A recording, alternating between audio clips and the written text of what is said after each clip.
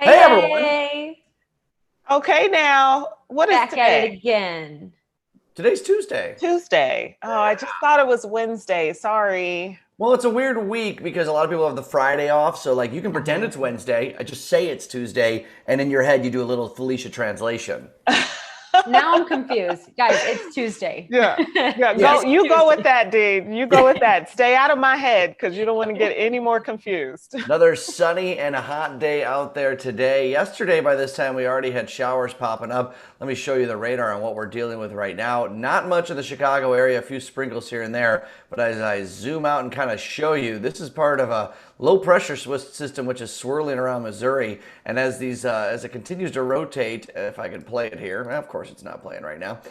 It could potentially bring some showers and storms to the area later this afternoon. Not as much of a chance as we had yesterday, but I can't rule out pop-up showers and storms because it is another hot and humid day. Right now our temperatures are in the mid 80s with dew points in the low 70s. That's just downright uncomfortable. Add that together, you get a heat index of 91. That's what it feels like as you step out the door today. Temperatures will get to the upper 80s. Wouldn't be surprised if we top out above 90 again today. It's going to be muggy, those heat indices. I think they'll be at the mid 90s. Yesterday we got to 102 at O'Hare, so a little bit of relief, but not much. The relief does come though. Let's take a look at the 7-day forecast because, well, we see 89 the same temperature tomorrow. Throughout the day, this low pressure system leaves the area and high pressure will be in its wake, and high pressure is usually drier air, and that will be the case, which is good news. That heat continues into the weekend, but it will be more comfortable. It will be a little drier. Pop-up showers possible almost every single one of these days. I think Friday and Saturday will be the driest of the bunch. That's certainly some good news for the 4th. The humidity returns early next week, and we're looking potentially at some temps in the mid-90s and heat indices over 100 again into early next week. Okay, it's a hot one and we better prepare. Yep. Drink your water, hydrate. Yep. Okay, guys, today is social media day. So we are bringing on a Chicago mom who built her social media business from the ground up. And all of this after ditching her 9 to 5. Kayla Ibanez is here to tell us about what inspired the change and how she made it happen. Kayla, thank you so much for joining us. Thanks for having me. You have such an incredible story, one that we have to share. We know that Tuesday is known as Social Media Day. So, in order for us to kind of connect the dots here, let's share a little bit of your story.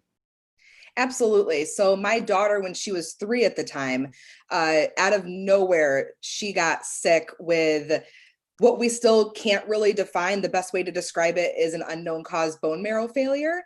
And what we didn't realize at the time is for 14 months, we were going to be living in the hospital while she fought for her life and then fought to get better while we waited for answers. And so, with living in a hospital with your child for 14 months, you certainly can't go work a 9 to 5. So, that's the position we found ourselves in. That must have been a hard journey. That is not easy to kind of give up what you're doing. How did you find the courage to make a leap? Honestly, before she got sick, we were definitely not super well off. I was working multiple jobs on top of my 9 to 5 just so we could make ends meet, pay off debt. And so when she got sick, it was kind of like the cherry on top of the worst case scenario that could happen to us. And the biggest reason that I took the leap of figuring something out was honestly because I was backed into a corner and there wasn't another option available. Right. What conversations did you have to have, with your family members, your partner, whoever you kind of share your household with? Because I'm assuming this is an everybody participates thing. This isn't, you know what I mean? It was just you by yourself on this one. Definitely. And I will say we were so grateful that we had the community rallying around us and our daughter. And that was the only reason that we were able to stay current on our rent, pay off our maintenance bills, and be able to actually be with her. But realistically speaking, we knew that support of that magnitude wasn't forever. So it was kind of a ticking time bomb here of we need to figure something out. And my husband continued to work his corporate job because the health insurance that our daughter greatly needed was through him. So I'm the one that had to cut everything off. Okay. So let's talk about the transition part, just because I'm sure a lot of people can relate to the feeling of walls closing in on them. So you sat there and said what and did what? So I ended up sharing my daughter's journey a lot on social media. I love social media like a lot of us do. And I spent a lot of time on there talking about what we were going through, talking about the fact that we didn't have answers. And it was really kind of a way for me to connect and not feel so alone. And as I continued to share our story and kind of shared the good and the bad and how we were coping, people started to ask me questions about Instagram. How was I doing certain things on there? How was I doing this with a photo? How was I getting so many views? And from there, it kind of made me think like, I am pretty good at this. And people are coming to me offering to pay me to help them do something similar for their pages. So obviously, yeah, you were able to turn this into a business opportunity, seeing that need. But just from a personal standpoint, people reaching out and talking to you, did that make this journey at least a little easier? It did, because I mean, most of us probably don't know someone else who's been in a similar scenario. So it was a way to be able to connect with people, even all over the world, who also had sick children. So I felt super connected to a community of other parents, other moms. And then I started just getting more attention for what I was showing up and doing naturally. Like, I guess I'm just naturally pretty good at a lot of those things. It's quite interesting because sometimes we fail to realize what our true power is in whatever industry we're talking about, right? So I'm assuming, and I'm curious to know as well, that you also had to explore and kind of dig deep. If you didn't have that attitude that you were like, hey, this is something that I'm good at. Most of us, sometimes don't have that. You have to kind of keep asking yourself that question: what am I doing right? Exactly. And it was really focusing on what was going well, what was going right, as a way to distract from the things that weren't going in our favor. We spent many months waiting on genetic results and answers, and it's so easy to get so bogged down with what's going wrong. But my social media, like, that was always a good place. That was always a safe space where I felt like what I was doing was making a difference. Mhm. And we have to ask, your daughter's okay now? She is doing great. She had a bone marrow transplant in January 2019. My son, her older brother, was the donor, and he was a perfect match. So she is doing excellent in her healing journey. Wonderful. What is something that you want her to know about your journey? That must feel so good to be able to be a role model. Absolutely. And honestly, like, both my kids, but especially my daughter, to see her resilience. I mean, for a child, I mean, she was 3 until she was 5 in the hospital, and just to see her bravery and the way that she just handled procedure after procedure after procedure, and always found a reason to put a smile on her face. And that really showed me, wow, if she can go through that, then I can do hard things too. Mm. So obviously now you've turned this into a business as a strategist. What sets you apart from other social media strategists out there? Yeah, absolutely. So my background in event marketing, network marketing, and just, I would say, like, I'm a consumer. I'm the dream consumer. You can sell me on something. So I think of things in a different way, where I'm like, I know why I buy. And so I can help other people position their products and their services in front of other individuals who are ready to buy. See, I'm the worst person for this because I'm always like, yeah, no, I'm okay. I'm not going to do it. But you can't have that mindset because there's so many other people that want to consume. Absolutely. And there's times in our lives and seasons of our lives where we're definitely more open to being sold to, like, especially during COVID. We're all home sitting, we're bored, getting stir crazy. People are online spending money like crazy these past few months. Mm. This might be kind of a hard question, especially because of what's going on right now, but where do you see yourself, your business, your strategy, all of this going in, let's say, I don't know, maybe the next year, the next 2 years? Absolutely. I love speaking. I love speaking on stages, being at events. That was a big goal for 2020, which unfortunately didn't happen in the traditional sense, but that's definitely something that I want to be able to do. I want to be able to share our story, and then also share my business expertise to be able to help other individuals be able to monetize their passions, and if they want to, be able to work from home too. I imagine a lot of it is identifying exactly what someone wants to get out of social media. I think it's something that a lot of small business owners think they can do themselves, and maybe they're good at it, but it takes time. It is not easy. So that's why I imagine you'd advocate hiring a professional for these things. Absolutely, because when you have someone in your corner that can help you avoid pitfalls that maybe they once experienced, that saves you so much time. And time is a commodity you can't get back. So that's why having a mentor or someone in your corner to help you navigate can definitely expedite your results as well. Yeah, Felicia needs a social media strategist. She just keeps on posting old photos of her in South Africa from her trip. We need some new content for Felicia. You got to get on that, okay? So I should go back to South Africa? No Just problem. kidding. I Hey, want it. Kayla, thank you so much for sharing your story. Good luck to you, your daughter, your whole family, and to your business too. Thank you so much for having me. Love you guys. All right, keep up Bye. with Kayla on Instagram at Kayla Ibanez. Of course, reach out to her for any Instagram or business strategies, and there's her website there as well. Gosh, I'm Super glad I cool. haven't posted any throwback pictures on my Instagram, John. All of mine are just me on a Girl, wakeboard, do not so. worry about what John has I'm to like- say. Post the pictures. I'm about to go delete all of them. No. Felicia has it right. It's a good rule of thumb not to pay attention to a word I say. And I love every single one of those posts, Felicia. You liked it. I know you liked it. You better leave a comment too. Tag some Hashtag friends, engagement. Yeah, exactly. All right, let's roll it everyone. along.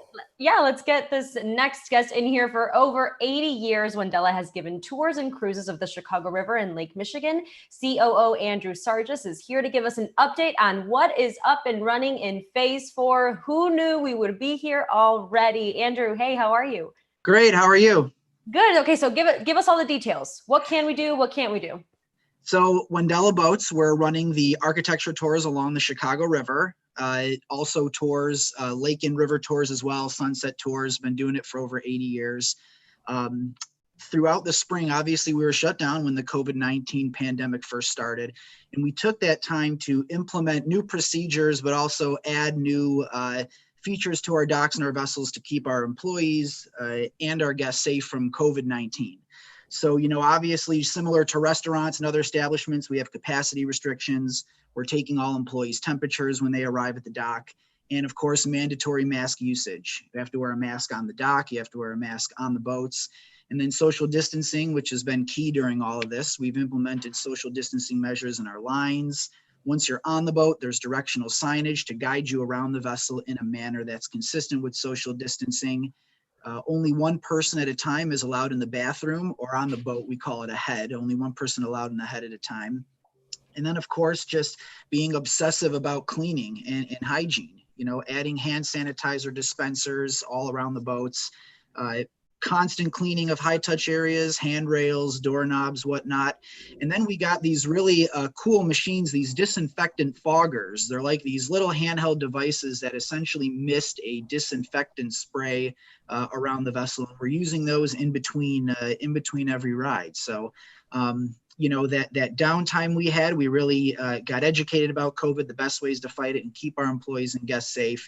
And for the most part, we've been doing all we can, and our commitment to keeping everyone safe is as strong as ever. So, Andrew, I'm so glad you're here, and I'm so glad you guys are running again. I'm so bummed you're not joining us from the boat. I know. Were you the pirate last year? Yes. Yes, I remember you. Yeah, I know. Well, the weather's been fantastic this year. Maybe we'll get you down again. Because you guys operate the water taxi. That's under your jurisdiction too. We do. The water taxi has not started yet. We don't have an exact start date for the water taxi. We hope it'll be a little bit later in the summer, but our tour boats, our architecture tours have been running since June 12th. So we are out there on the river. That's so cool. Andrew, I'm trying to, because I love all the boat rides. I love Wendella. I'm trying to write down the notes to make sure I don't miss anything when Sure. I do book a trip and when I do go. But is there specific paperwork or guidelines that people should fill out or know before getting on? The biggest thing is that everyone really has to have that mask. We do have masks available that we can that we're selling to guests if they need it. We've gotten minimal pushback on the masks, but really that's key. Everyone does have to have the mask. We encourage everyone to buy their tickets online. They can buy a ticket on site, but for the meantime, we're not accepting cash. But we'd recommend everyone buying tickets online to make more of a contactless experience. John, So yes. Sorry, John must be bursting at the seams watching that video. Yeah, well, I'm trying to find the video when I was a pirate, so you all carry on. That was a fun day. That was the crew loved having you on there. That was really a good time. Oh my goodness, you made John's day. Yeah. Aren't you the pirate? Yep. You kind of touched on it a little bit, but what has been everyone's reaction to how you're doing things? I mean, it's not the most convenient thing given the situation. You know, we at first there were some concerns about enforcing masks. You know, our employees, this was really new to everyone. You know, we have gotten very minimal pushback on enforcing the masks. You know, the biggest thing for our attraction in particular is we have this big open air upper deck, and people have noted that they really feel safe on that open air upper deck. You're able to be outside. You're able to have a little more space in between people. It's not an enclosed space where you're breathing the same air as everyone else. And, you know, for the most part, people I think have been really happy to get back on the river, get some sort of semblance of normalcy here. And actually most people, well, some people have noticed, but the weather's actually been fantastic this last month. It really has been, so. And it's going to continue to be. We're going to be a little bit drier as we go on. And guess what? We've got pirate video. Yes, for the time I joined in on the water taxi. But I just got to say that, you know, whether it's dealing with commuters, and again, as I'm close to people, a reminder, this was shot well before COVID. But the crew's great. It's fun. And it, like you said, it just makes you feel normal for a little bit while still adhering to all the guidelines. Yeah, absolutely. And, you know, we've noticed, at least in the last month, obviously numbers are down big time from where they normally are at the end of June. But we are seeing increasing numbers, people turning out. We're seeing a lot more locals than usual. So that's kind of interesting. A lot of people who live downtown, they might not have taken that architecture tour, but now they're kind of playing tourist in their own city. They're trying to get out and do something relaxing. And like I said, people, they keep noting that they love being on that open air upper deck. It makes them feel safer, and it makes them feel more protected from COVID when they're out there. So. Andrew, have you had to alter your schedule or anything like that? Like, are you doing less tours now? Do you have to kind of communicate with everyone else who has an agency or you know, a boat kind of business out there? So we're certainly doing far less tours than we would usually do at the end of June. And that's just due to not only the capacity restrictions, but just there's obviously less numbers of visitors in town. You know, hotel occupancy is down big time. Metro ridership is down over 90%. So right now there is less of a market, but it is expanding, and you know, we're hopeful, and we're just going to keep doing things as safe as we can. And our employees have been doing a fantastic job throughout all of this. And you know, there's a lot of camaraderie down there, not only with employees, but with our riders as well, you know. So. Yeah, you mentioned being a tourist in your own city. I think that now is a really cool opportunity to explore. I think one of the main reasons why we don't is either we're working too much and that's why we go downtown, or it's going to be too crowded. Well, guess what? It ain't. And what a great, I mean, there's no, if you live in this area and you've not viewed our city from the river, whether it is in the form of an architecture tour or just looking up, it's an incredible view. Sure. Mm-hmm. And you know, the architecture along the river has expanded a lot in the last few years. In fact, the Vista Tower down by Columbus is one of the tallest buildings in the city, and most people haven't seen that yet. So even if you're from Chicago, you're a local, there still is a lot of new stuff to see. There's new businesses along the Riverwalk that are starting to open now. So there's some more interesting stuff down here. So we'd really encourage everyone to come down and enjoy their city. Yeah, it's one of those things that you pass by all the time and you always say, oh, that looks cool, or maybe I'll do that one day, and you don't get around to it. And so I've been thinking about all the things that I didn't take advantage of when I had the opportunity. So the fact that this is coming back and it's speeding up, getting a little bit more popular, business is flowing a little bit more for you guys is really, really inspiring. It's really exciting. Sure. Yeah. And, you know, in recent years, we've actually added some products particularly geared towards locals. We have a beer and barbecue cruise and a wine and cheese cruise. You had me at hello. Yeah, the boat is more of a venue. It's not so much of a touristy event. It's more geared towards locals, you know, people that are living in the neighborhoods wanting to come downtown, people working down here who want to do something with their coworkers, like a happy hour type event. So we'll be starting those next month. So if you are a local and you don't want the architecture tour or the touristy experience, we do have those as well. You can get on the boat, get out on the lake, and enjoy some wine and cheese or beer and barbecue pairings from local breweries. If someone's just walking around and they want to jump on, are you guys still on the water taxi doing the normal routes? Obviously, you said tempered down, or maybe not the exact same times.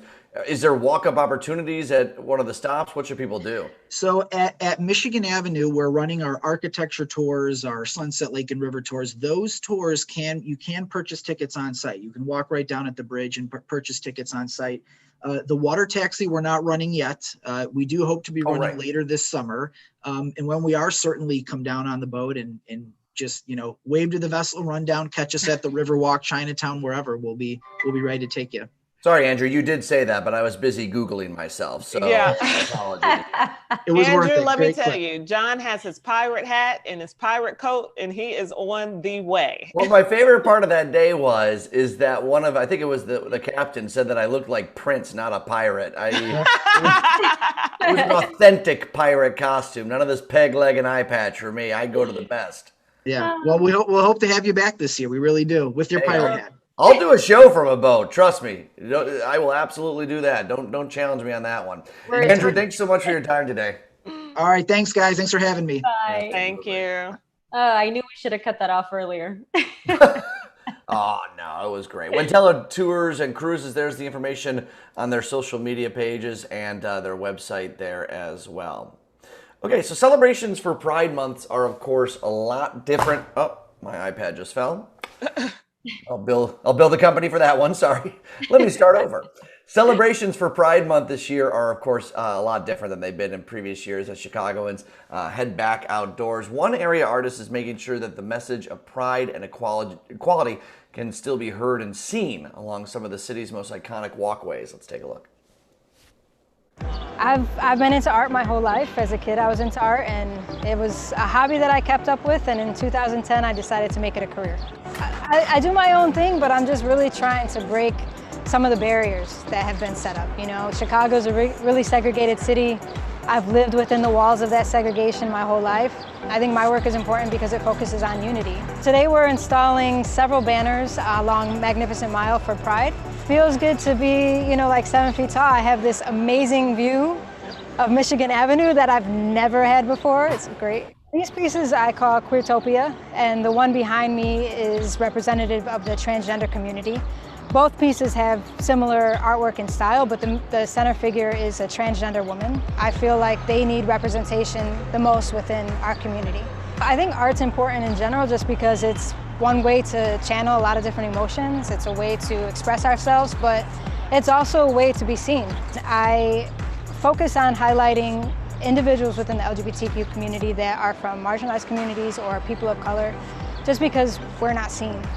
We as a city are continuing these very important and difficult conversations about race and gender and identity and inclusion.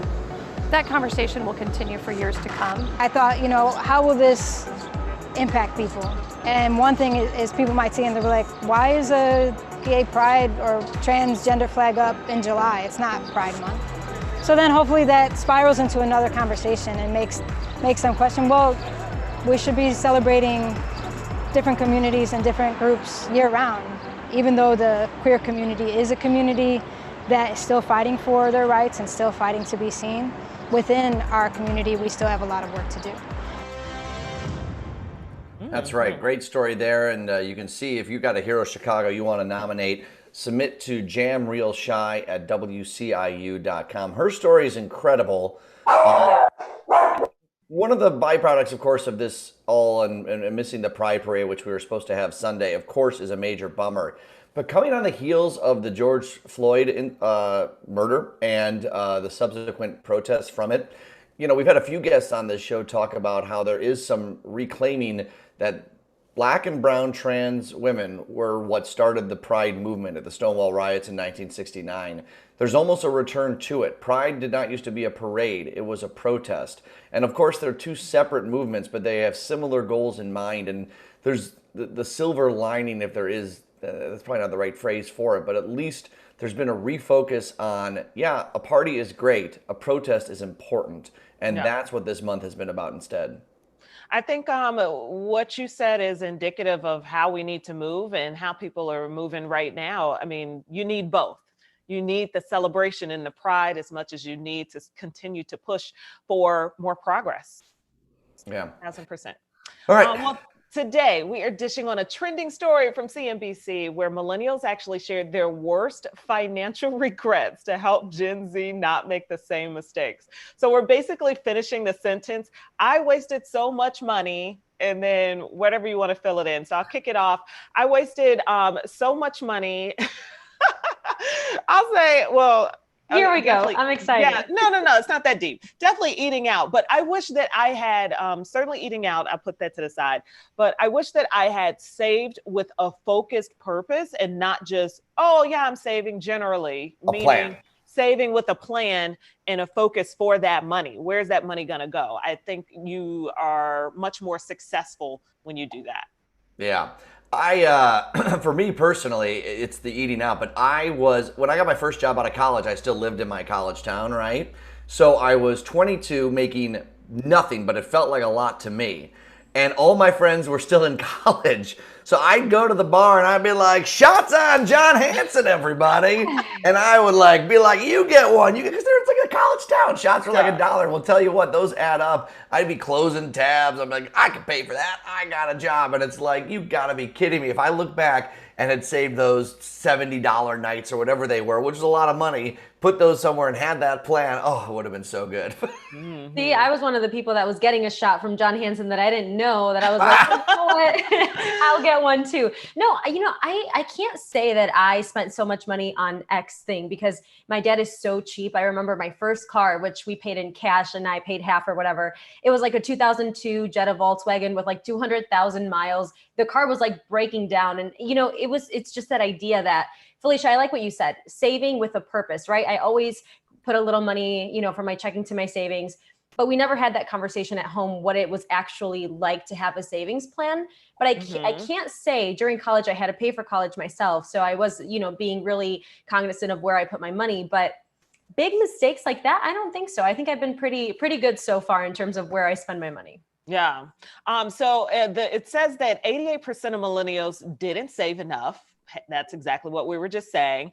86% took on credit card debt, too much credit card debt. President Obama just changed that law when he got in office in 2008 that they couldn't do this predatory lending towards college students, 18-year-olds who don't know anything about credit. They can't prey on them as far as getting them credit cards. What else? Harm the credit score. 84% of people harm their credit score. 81% didn't have a financial plan. That's what we just mentioned. What's up, Dee? No, and I just found this out maybe a couple years ago when, let's say you finish paying a credit card and you call the credit card and you're like, hey, I want to close it off. Like that's really bad for your credit score. You're just supposed to keep the account open. Let's say you don't know anything, don't use the card for anything else. But the point is don't close that account because then that can harm your credit score. I had no idea. Mm-hmm. I got a credit card because I signed up and got a free Frisbee. That's how stupid I was at the age of 18. The law was different then. Yeah, but I do this with a lot of the new people that start in our building. Y'all have heard me do this, pull some of the new producers aside when they're 22, 23. I'm like, are you investing in the 401k? And they're like, I don't know what that is. And I'm like, no, let me take you to the site. Let's talk about it. Let me show you what compounding interest is. It was the best advice I got. Even though I was buying shots at Murphy's Pub for everyone, I was putting about 18% into a 401k, which was 80% of not a lot of money, but that has grown exponentially. When you're 22, start putting it aside, get it out of your check before you even see it, and you'll be very thankful for me. You'll thank me later. Yes. Retirement. Save, invest. No, and those are things that you have to read on because there's like the Roth IRA, there's the 401k, there's, so many things that you just have to make sure you understand 100%. Save. Shot. There we go. Save shot. Hey guys, new episode of DC Stargirl premieres on CW26 tonight. If you haven't watched the show yet, it follows high school student and unlikely hero Courtney Whitmore, who's called to action when she discovers her stepfather's secret past with the Justice Society. So you can catch up with old episodes at CWTV.com and watch new episodes, CW26 Chicago, every Tuesday at 7 o'clock Central. Hey.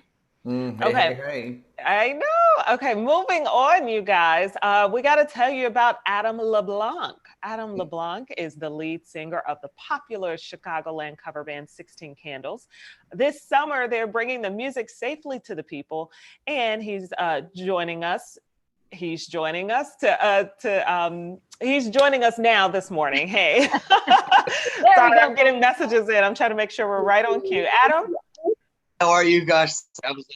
Hey, how's it going? Good, thanks. How are you? I'm doing good. I'm doing good. So you guys actually are performing 2 shows on July 9th at Schaumburg Boomers Stadium. What is it going to feel like to kind of start getting back into the groove of things? And it's going to feel great. We're looking forward to it so much. It's been difficult to, not being out there playing. It's what we do. We play 100 shows a year with 16 Candles. And so it's been strange times, but we're really excited to get back in front of people. Well, yeah, especially the summer festival season. I've seen you guys dozens of times, like most people in Chicago. So it had to have been hard. My one piece of advice is kick Ryan Cheverini out when he steps in. Let me jump in instead. Okay, you guys can have a playoff, and we'll see who wins the contest, right? Yeah, exactly. But no, you guys. I mean, the summer schedule. It must have been soul crushing in a way to find out that it wasn't there. Not only financially, but you guys obviously enjoy what you do. Absolutely. Yeah. I mean, the whole industry has been flipped upside down, and I feel like we're almost the last to kind of maybe get back to normal or even attempt to do that. Cause I know things we're taking it kind of just day by day and week by week just to see what feels right and to make sure everyone's staying safe. So, yeah. Adam, it's so interesting because when you follow along and you are, in love and you enjoy the music from a group, and it's so sad to find out after the years pass, groups separate, people leave. What have you guys been able to do to stay together, to keep that momentum going? Yeah, we've been, I feel like a lot of people during this, especially artists, have become really good producers and figuring out how to do video editing, audio editing. So we've been doing some videos and putting some stuff out on our YouTube page and our Facebook page as well, just doing some songs for the fans and just kind of getting together virtually to record some stuff and put out some content so people can still get their 80s fix from us. So this is going to be a drive-in concert series. Are you concerned about it still having the same vibe since it won't be a typical music fest? Yeah, I'm not so much concerned as like interested. I think it's going to be interesting to see how it all is put together. This is our first time doing this as well. So, everyone's going to have their own lot that they get to, assigned lot that they get to park in, and then they get to get out of their car, and dancing is encouraged. And they're just asking you put a face mask on when you're stepping outside of your zone. But I mean, I think it's almost gonna be like a drive-in picnic concert. It's gonna be interesting. I'm excited for it. Yeah, like I'm trying to picture myself there. First of all, I'm glad you have designated spaces. That way cars don't like creep up like people do at a concert. So then you've got 500 in front of the stage.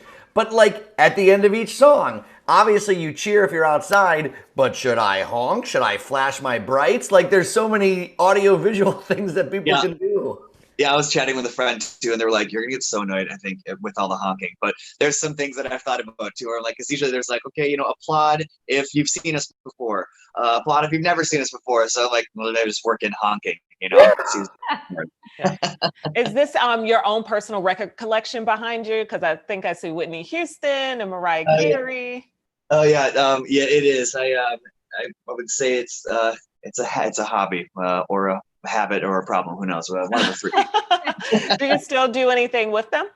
Yeah, I DJ as well around. Well, before a lot of this sort of COVID on stuff. Vinyl. Yeah, it's some vinyl gigs at Barrel House Flat and Big Star for a while, just doing their like Thursday nights, which was really fun. And I love the format. It's just the art is full, and it's all kind of there. It's good sound. Mm-hmm. Did you ever think when you guys started this, first of all, were you part of the original group that formed it in 2003? So, yeah, I responded to an ad in the Reader and got lucky. 17 years later, I mean, you guys are really the iconic cover band in Chicago. When you see 16 Candles are playing, you know it's going to be a party. During this journey, did you ever, I mean, it takes time. You guys have obviously worked hard to get that reputation. Did you picture that in 2003 that you'd still be doing this in 2020?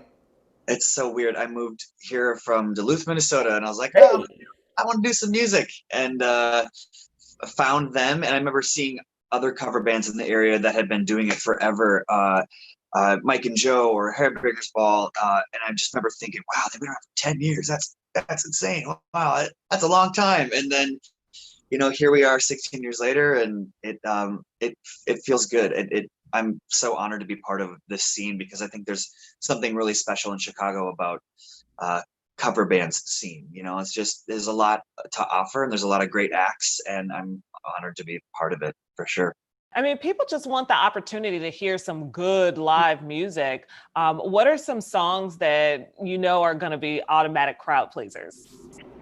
I think that one of the songs that we've played at every show is Jesse's Girl by Rick Springfield, for sure.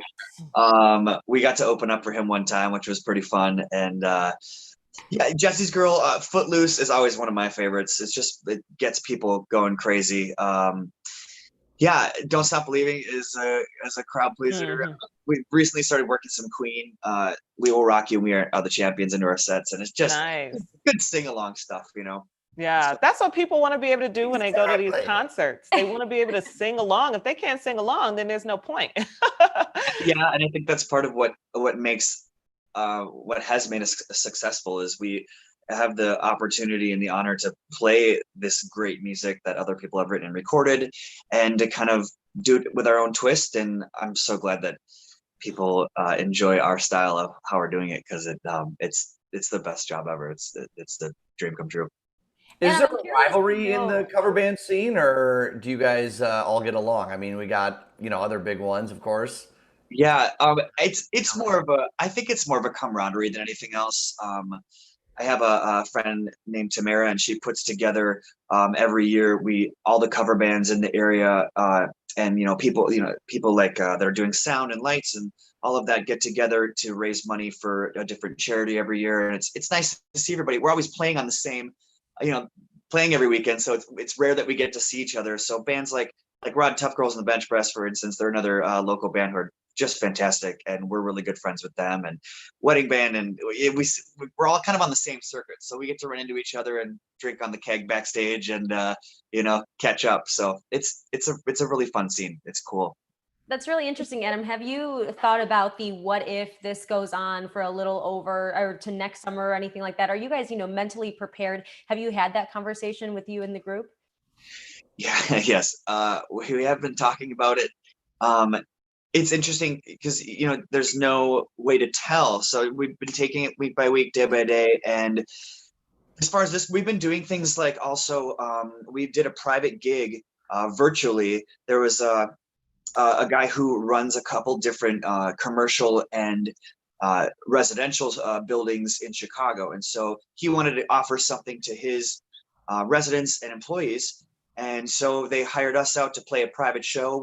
They had their own private chat where they can hang out in the chat, and we'll give shout outs to people and that kind of stuff. And it's just that's been a really cool and unique way to kind of stay connected and still offer what we have to offer. We've got a live setup, and so we've got some corporate gigs that way. Just if you want to throw an office summer party for your employees and you want to have a fun chat, and stay social distant, you can hire us out for that. And it's coming up with innovative ways like that to just, then the carpool concerts, obviously, just good ways to be able to reconnect and in different ways. Yeah. Did you guys perform at the Hot Dog Fest last year? Not last year, but a couple of years ago. And I had been waiting. Maybe it was 2 years ago. Did you do a Prince set? Yeah, for sure. I'm a huge Prince I fan. was there. That was the last time I was drunk outside. I was That's so there. A Prince set. I was there. It was awesome. I had my hot dog. Yes. It doesn't get any better than that. I was like, wait, maybe that was them. Yeah, you guys are fantastic. Thank you so much. It's the best job ever. The food fests are the best. We've done Oyster Fest, we've done Burger Fest, Taco Fest, Hot Dog Fest, and those are always my favorite ones. What's your That's highest hilarious. note you've ever hit from what song? That'll be our last one. Oh Lord. I would probably we do we do Take on Me by Aha. It's probably between that and Under Pressure from Queen. Freddie Mercury hits a pretty high note there, but I even take it a couple steps down because I can't touch Freddie Mercury. Well, we won't make you do it here. That's certainly the good news. All right, Adam. Good luck coming up at the series. I think it's going to be awesome. I think people are going to be packed, pumped, and excited for it. Good luck. Okay, have fun. Thanks so much for having me, guys. Yeah. Bye. 16 Candles Carpool Concerts at Schaumburg Boomer Stadium, Thursday, July 9th at 6 and 9 p.m. Go to dufFentertainment.com for more information. Really hope cool. our boss was That hearing took that. me back. I love 16 Candles. Deanna, have you seen them live? I have not, but I really hope our boss was hearing that, where he's like, you can have an office party and, whatever, do this. You never know. Yeah. You might get surprised. I love it. That's I love awesome. Hey, we're going to welcome in Brandon Pope. It's time for a little sports in 60. A lot to cover in the sporting world as people kind of ramp on up for sports to start again. But B Pope, what do we start now? Oh, he's got a Sox hat today. Look at him. Hey, what's up? What's up? That's what I'm talking about, B. I had to get the props ready. Okay. Do you still got the price tag on that from when you bought it this morning? Right. I feel like he's going to return it sometime. Yeah, where's your Cincinnati Reds hat, Poper? This is one of 3 Sox hats I have. I've been adopted into the White Sox fanhood, okay? So I'm all about it. That's my band. When did we adopt you? Right, Felicia, we didn't even talk about this. There was no When did vote. we adopt you? There was no vote. There was no I'm just kidding. Come on. But fitting you're wearing a cap today, Brandon. Well, the real reason I'm doing it, I want to, take a moment and tip our caps to the baseball Negro Leagues. 100 years ago, black players, they crafted their own lane when the major leagues refused to let them in to play the sport they love. So 4 former presidents and a host of civil rights leaders, entertainers, rappers, sports great, they all paid tribute to these sports legends by tipping their caps and a virtual salute to the 100th anniversary. People like Hank Aaron, Rachel Robinson, Derek Jeter, Barack Obama, George W. Bush, Bill Clinton, Jimmy Carter, you name it. Everybody was tipping their cap and still tipping their cap as we continue to celebrate. And on the receiving end of those tributes, we had people like great alumni from the Negro Leagues, Satchel Paige, Josh Gibson, Cool Papa Bell, and of course, Jackie Robinson, probably the most famous Negro League player who began with the Kansas City Monarchs, went to break the color barrier in the major leagues with the Brooklyn Dodgers in 1947. So yes, tipping our caps. Brandon, are you someone that believes that anything before, and look, we have our records, we have our things, but before 1947, before baseball breaks the color barrier, anything before that, in my mind, has a little bit of an asterisk because some of the best players were excluded from playing. There was a black pitcher who would have gotten Babe Ruth out more than some of the white pitchers. You know what I mean? Like, so much talent that was just lost to time in many ways because they were forced to play in a different league. The Negro Leagues were stacked. And even with Jackie Robinson breaking that color barrier, if he could have got in earlier, the Brooklyn Dodgers at that time could have won a few more championships. So it's really interesting how history could have changed if you do integrate the game sooner. Yeah. I've been to the Kansas City Baseball Museum, the Negro League Baseball Museum, and it's just such a moving experience. And to pay homage and honor these players who were simply not included because of the color of their skin, it goes so much farther beyond baseball. And it's amazing how sports has brought us together a number of times in our history, not just American history, but around the world. It's just really, really cool that everyone is taking the time out to give a head nod and a hat tip to Boy, Felicia, these awesome players. You're so spot on. It's not just baseball. It's not just sports, politics, business, like the exclusion of an entire subset of people, black people, has just done such irreparable harm to this country. Not to get all serious about it, but like really, just a lack. It's that of, real. It is. It's a real shame, and hopefully, as we've seen, things are changing. Okay, I could go on for a while there, but I wanted to talk really quickly about hockey. Chicago named one of 4 finalists to be an NHL hub city when hockey returns. So here's what they're doing. They're doing an expanded playoffs of 24 teams. They're going to pick 2 cities where they conduct all the games in those 2 cities. So you kind of just stay in one place. It's kind of to protect the players. So it's Chicago, Edmonton, Toronto, and Las Vegas. And what seems to be happening is the league, and I have no inside information about this, even though I work a little bit for the Hawks, is that they're going to pick a Canadian team and an American team. But there's a lot of, because the transfer between U.S. and Canada, the border's still closed. And there's regulations on quarantining, so they don't want to give hockey players exclusions to that. So whenever they put people somewhere, they want to keep them somewhere. And so Chicago or Vegas, if that's going to be one of those 2 American cities, can you imagine them wanting the players to be in Vegas where cases are on the rise, casinos are there full of tourists? I think Chicago's got a good shot, just my opinion. Chicago's got a great shot, but Vegas, they've been trying to push Vegas as a hockey market because you have the Golden Knights is the name. So yeah, I can understand why Vegas is in the mix. It's an entertainment capital for sure. Yeah, for sure. Oh, Brandon, we're out of time. We don't get to talk about your LeBron James story. Quick 30 seconds. Quick 30 seconds. We've been told to wrap, Brandon. Dang it. We'll do it tomorrow. Do it at 2:45. Had to fit in that hockey, huh? All right. Bye, Brandon. See you guys. All right, Brandon, thanks so much. All right, everyone, let's keep it moving here. Our next guest truly does it all. He's part chef, food stylist, product developer, strategist, entrepreneur, and inventor. Chef Adam Moore is here to give us grilling tips to make an Aussie better burger. There you go. Hey, how are you? Can you hear us okay? Hey, how's it going? Yeah, I can. Thank you. Oh, you got joining us. Yeah, thanks for having me. Yeah, look at this spread. I got excited all of a sudden. Adam, I'm going to give you full screen right now because this is too good. Cool. Yeah, today I'm going to walk us through in 3 parts. I'm going to walk us through first some perfect ways to set yourself up for success at the grill. And then after that, really kind of my thoughts on ingredients and what to use for a better burger. And then finally finishing with a recipe, what I'm calling the better burger, which is all about healthy swaps for a better hamburger experience. And we'll finish with that. So preparation for success, ingredients, and then recipe. You got my attention. Yeah. Let's see it. What do we do first to prepare for success? Cool. All right. So, as a chef, preparation, it always almost trumps execution. Being set for success is always as important as that. So my favorite tools to use when going out to the grill first starts with a sheet pan like this to hold all my tools. I then use a little bit of parchment paper, which you can see here, which makes cleanup a breeze once I'm done using it. And then you probably are familiar with these. This is all you need when you're grilling. Yeah. A pair of tongs and a spatula, but make sure you're using metal. I made the mistake once of using plastic, and unless you like plastic in your burger, I would recommend always sticking to metal. Grills are hot, and they're going to melt those pieces very quickly. And then next, I've got, if you're going to brush any sort of sauce on it, stay away from the stuff that's made of cloth or yarn. I like to use a silicone brush.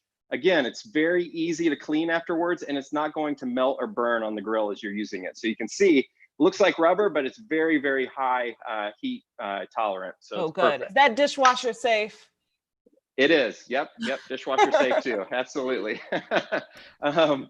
Then finally, if you have trouble just like being able to gauge how long to cook something, I always recommend using a thermometer. These are instant read thermometers here, which all you have to do is just pull the little switch up right there, stick it in your meat, and it's going to give you an instant temperature right away versus something that's more analog that takes a few seconds to get to that temperature. Okay. This is going to tell you right away what it is. These are very cheap. These are like $10 online. You can find this about anywhere. I gotta ask. I use a meat thermometer sometimes too. I need to upgrade to a digital, but my worry always is when I pull it out, it leaves a little hole, and sometimes the juices come out overflowing. I want to leave those things inside. Yeah, totally. I mean, don't over poke it. Yeah. Well, I say once it's on the grill, you want to let it sit as much as possible. You don't want to be flipping it around. You don't want to be pressing it or anything like that. But when it comes time for the temperature, you're probably only going to take it once or twice throughout your cooking. Okay. A couple Wait, other things. I'm sorry, before we Yeah. move on, we got to get this meat. Sure. So what's a good temperature for like beef, and then what's a good temperature for chicken? Because we know we can't undercook chicken. Yeah, so a chicken, they recommend above 160 degrees or above. 165 is generally what they recommend with chicken. That's going to take it completely white. It's going to cook it all the way through. When it comes to meat, steaks are different than ground meat. So a beef steak cut, you can look at 145 is the recommended temperature for a beef cut, for a steak cut. But for ground beef, it's the same as chicken.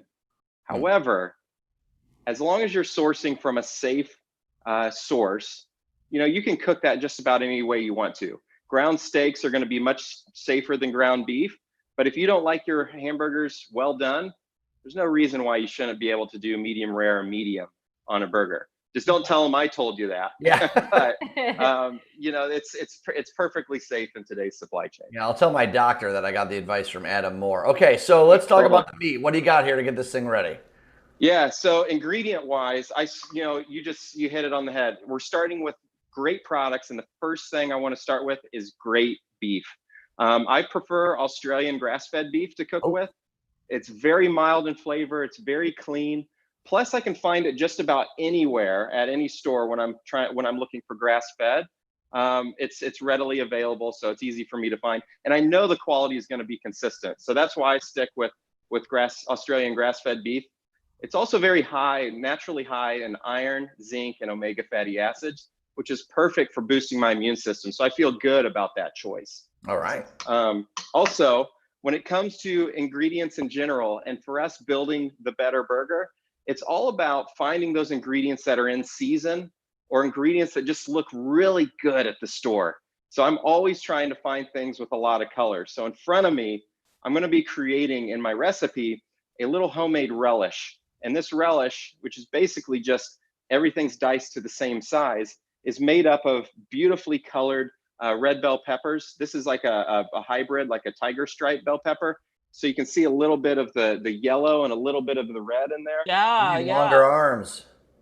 Cucumber right now, we're starting to see a lot of those start to come in season. Cucumbers, zucchini, squash, a lot of that's really high in flavor right now. Beautiful yellow onion. Instead of white onion, I like to use red onion here. Mm-hmm. And then I took, which you can see, instead of buying the big tomatoes, I grow cherry tomatoes in my garden.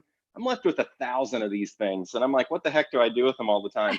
So I take them and I just mince them up just like this. And this is my replacement for ketchup. I find some ketchup is, very high in sugar. This is just a great way to get a lot of that natural tomato flavor without a lot of that sugar or salt. Okay. Wow. Finally, I like to put a little. It's a reveal. Yeah, I like. It's a surprise. What I like here, I keep a cold, damp cloth on top of any of my greens that I'm cooking with. This is hydroponic lettuce. I just find that the texture is great. It's very clean in flavor again. And you can find it year round, and the flavor again is just paramount in this type of lettuce. So I use hydroponic, but always keep like a cool cloth on top of your greens until you're ready to use them. That's going to keep them nice, crisp, and crunchy. Oh, good. Okay. And then last, I've got, you might see this here. These are fresh herbs from my garden. My herbs right now are just growing crazy. And when I try to peel them back, I actually cut off a bunch of them and I keep them, you can see, in this jar with just a little bit of water. You're probably seeing a lot of videos online right now where it's like, regrow your spring onions in a windowsill, which works. And that's the whole premise behind this, and keeping your herbs alive longer. Instead of letting them just sit in the fridge, which is perfectly fine, it's just I find that I get a little bit longer shelf life out of my herbs when I make sure all the stems are at the bottom, fill it up with a little bit of water, and then just put it right next to my windowsill. They stay fresh just as long, if not longer. These have been sitting in here. Bet you wouldn't guess, this has been in here for a week.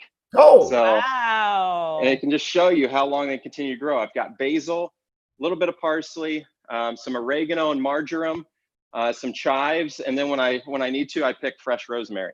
Okay. They all work just fine. Wow. All right, we got a little time left. What else do you want to show off here? Cool. Okay, so yeah, so I'll do this recipe really quick for you. How much time do I got? Couple minutes, 2 minutes. Let's do it. 2 minutes. All right, here we go. So first thing, relish, a little bit of the red onion, a little bit of the zucchini, boom, a little bit of that tomato relish just on top, then a little bit of that bell pepper.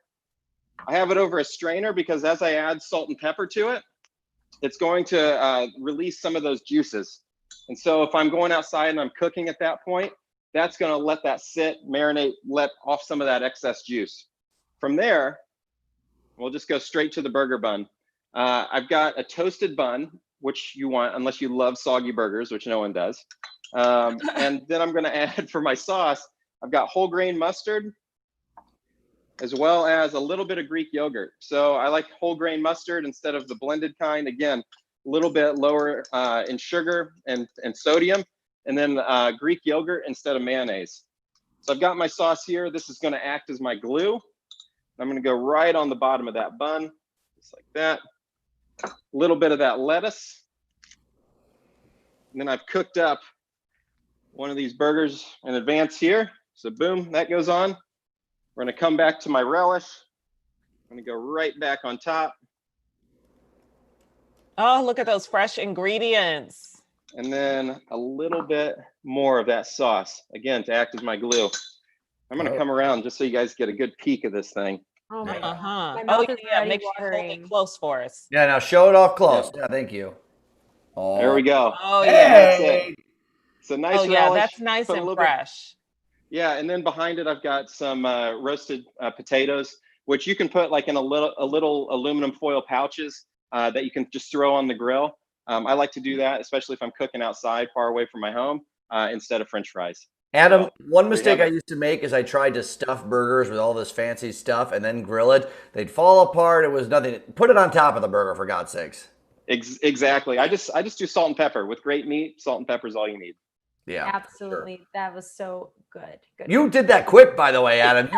No, you said 2 minutes. I'm like, let's go. Let's finish this thing. That was That's why we got it all in. You have an amazing garden. We look at all your ingredients there. And of course, a really, really awesome recipe that is filled with fresh ingredients. We absolutely love. If you guys want to get more of that, here is a little taste of the recipe right here. But of Get your course, notebooks out, people. I know.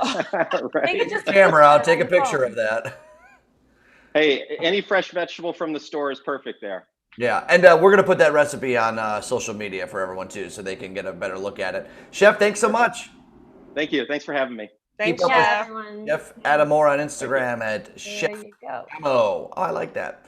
And on Twitter at Chef Adamore. Okay, now I'm starving. I know. I know. Delicious. Say Delicious. goodbye. Come on, let's go. No, I'm just Yeah. kidding. Speaking of that, of course, if you don't want to cook, if you watch that and you said, you know what, nah, I'm going to order out from professionals. Good idea. Take a video of it and contribute to our wonderful show, Chicago Food to Go, where you can support local restaurants and share a video, and then you get to be on TV. So if you're just like someone that wants to be on TV, you can just use your takeout and delivery experience as your vehicle to do so. So if you're a real ham, this is how you do it. Take a video, use the hashtag Chicago Food to Go, then watch the show. Saturdays at 11 a.m., Sundays at 9:30 p.m., prime time patios and everything. Okay. So the coolest thing about that, not only with Chicago Food to Go are you supporting the restaurants, but I think it's so cool to see all of these local Chicagoans and folks from the suburbs getting us a peek into their world, a peek into their quarantine, a peek into their home and what's going on. And I love when they include the kids. Yeah, that's a good point. Also, you think TV is easy. Try it yourself, okay? Yeah. Right. It's so easy now, huh, Buster? All right, anyway, I'm kidding. I love you all. Weather today, hot and humid, hot and sticky. Temperatures into the upper 80s and 90s. You can see the haziness downtown. The dew points are high in the low 70s right now. We're going to get up to about 89, maybe a little warmer. Most recent temperature at O'Hare was 86. Already feels like 92. We lose some of the humidity over the weekend and some of the storms, too. Looks like we're going to be in really good shape for the 4th and then warming up in humidity next week. Okay, preparing for all that humidity, preparing for our hair, Deanna. I know, right? I know. This is going to last today and probably that's it. Yeah, that's it. Let it go. We're going to be back here for more fun at 2 p.m., you guys. We are actually talking to Tone Capone. We're going to be chatting about his new podcast. It's been really, really cool. That's right. And a local Chicago brewery that's getting a second chance 87 years after shutting its doors. You don't want to miss it. We'll see you at 2. Bye.